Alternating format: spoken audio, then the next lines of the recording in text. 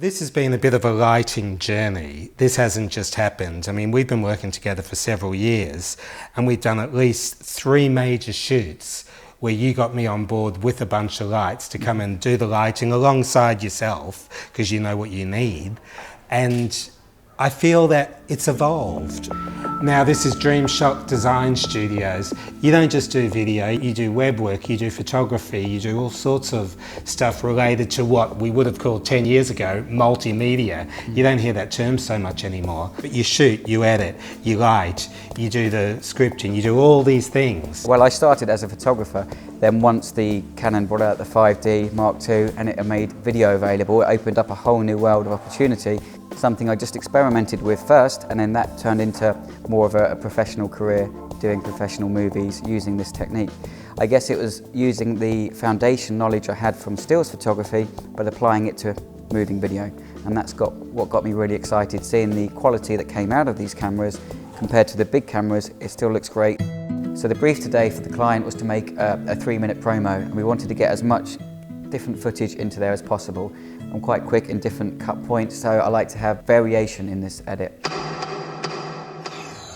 So although it's 3 minutes, it'll be quite varied, and the only way we could do that in the 6-hour shoot time that we had today is by being quick. A client of ours, Dedo, they do luxurious high-end wedding cakes, so we really wanted to portray that lavish kind of feel, the high-end feel, which is why we wanted this location, which is a beautiful, open, airy, spaced kitchen.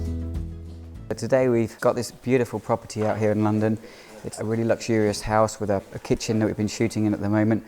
Like normal, we've got a restricted amount of time. We've got the house from 10 till 4 o'clock. So speed is of the essence. We want to get as many shots as we can today. We want to try and cram them all in to a short space of time. So it means we've got to work fast. We've got to do multiple locations, multiple setups. And what's really handy with these lights, in particular the Felloni, we can switch to battery. We can use them, move them around. We don't have any cables, any kind of wires and the hassle that you normally have with lights. And we can move from location to location quickly. With the Fellonis, we could switch from daylight to tungsten and vice versa, and have the flexibility of changing the temperature of the lights at any point for any shot, and quickly too. And typically these cakes are filmed on ambient lighting when it's quite dark, very strong coloured lights on in a wedding event. And that's why we wanted to give this a real bright light, a real airy, spaced feel for this type of scenario. So part of the Dedo brand is that everything is very luxurious and a cake should taste that way. So I like the ingredients to be the nicest, sort of finest quality chocolate or quite dark chocolate, so you get loads of flavour. And I like the clients to feel as if every kind of spoonful of cake is really luxurious.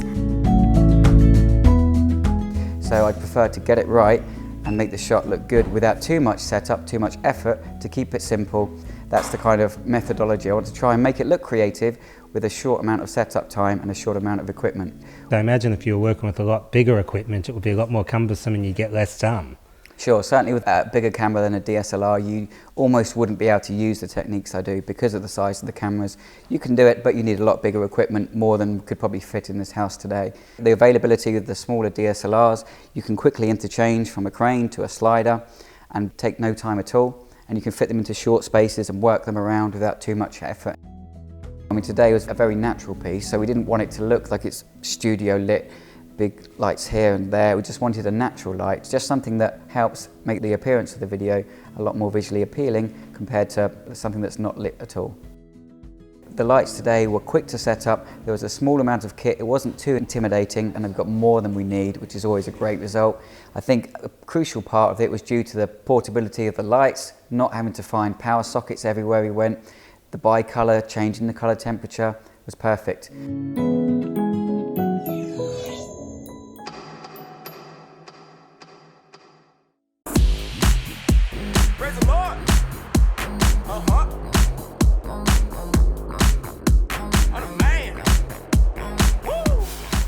So coming from a still photography background, I'm used to being very lightweight, having small flashes, no cables attached, and I'm quite mobile when I'm shooting.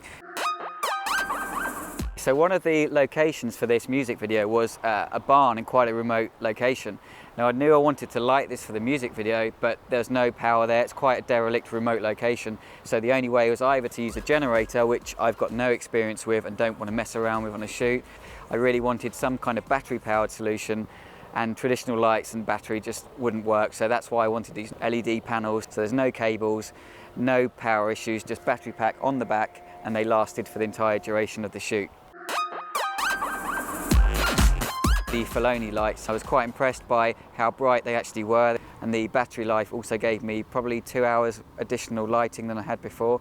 So that means I could just leave them on the panel, not worry about them, not have to worry about changing battery life, and they were just beautiful and simple to use.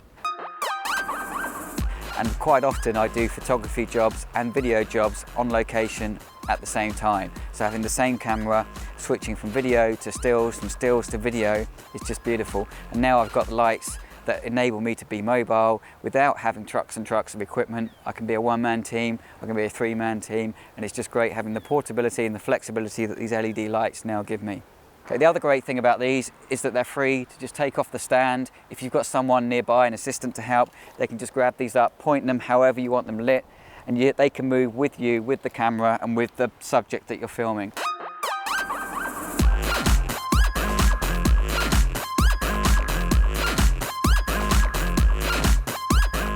So one thing I specifically came into with video lighting was backlighting. I really like the look of getting the rim light around the back of the person. So I specifically, for this shoot, wanted a hard light to fire behind the subject to just give a bit of a nice backlight. So the panels for me didn't have enough power to do this, so I really wanted a hard light, which is why I chose the DLED4.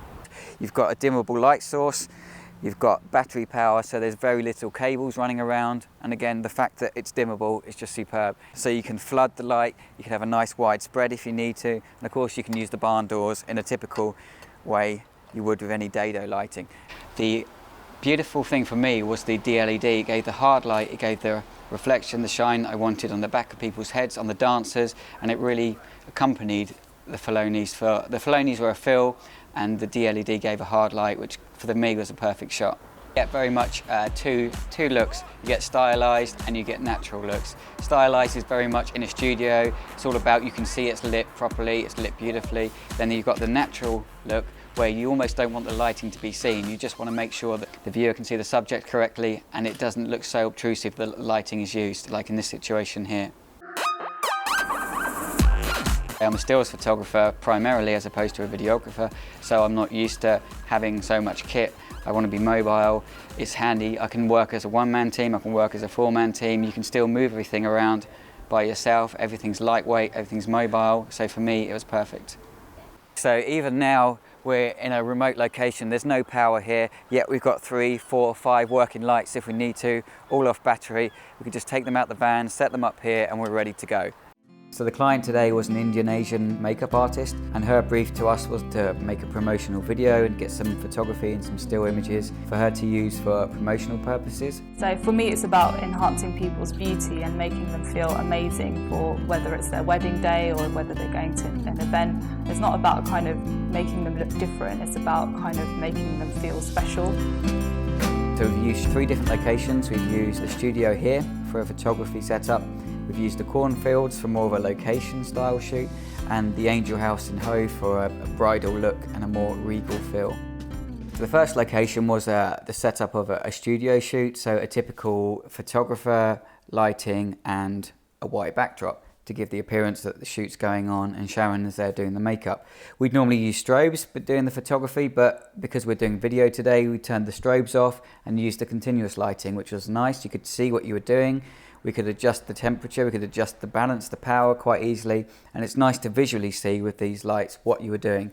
So that was a good difference from doing the photography, doing the video, but being in the photography studio, which was a real nice treat. Yeah, using the panorama was great. We could use it nice and close to get a soft light that just wrapped around the subject. You don't notice it's there, there's no heat, it's not a distraction. It's a nice soft light that you know is there, but it's not too intimidating. And I think the setup time was 5 to 10 minutes, so it didn't interrupt the shoot, it didn't stop the shoot. Everything was quick moving and it went ahead great. The second location was the cornfield, and there was certainly no power in the cornfield, so we had to take the lights on the batteries. We took them out and it was great. We could turn them on instantly without worrying about wires, cables, and they just worked really well. Sometimes lighting outside can be difficult because it doesn't make a difference if the daylight's too bright, but in this instance there was a clear noticeable difference using the spots. And the third shoot was the bridal environment, quite a regal house in Hove, and that was great. We had the space to put all the lights, set them all up, and even the panorama was quite compact and we had the space to use that inside.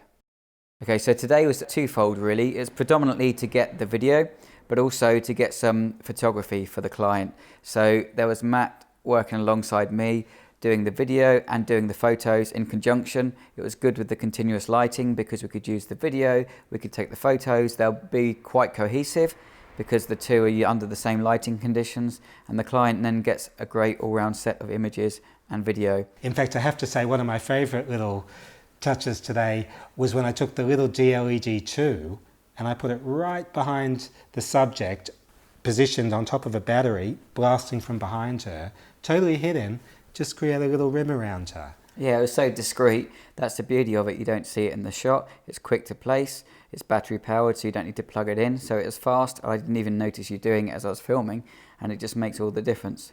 Time goes quickly on these shoots. You've got to work fast, so you need to know exactly what you need to get done. I think that's why I like to plan things. I like to know the location, the equipment, what we're dealing with, just to get everything done, because if the day goes and you haven't got what you want, feel like you haven't completed your mission.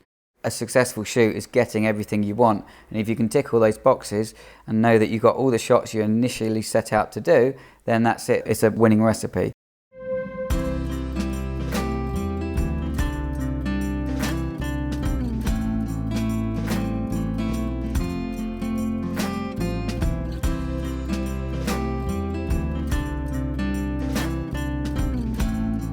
If you ever get to the point where you think you know it, you become complacent, and I think the drive and the passion disappears. I think it's always good to have the anticipation, to be a bit apprehensive about whether the shoot's going to go well or not, and that's what gives you the drive to put the effort into it.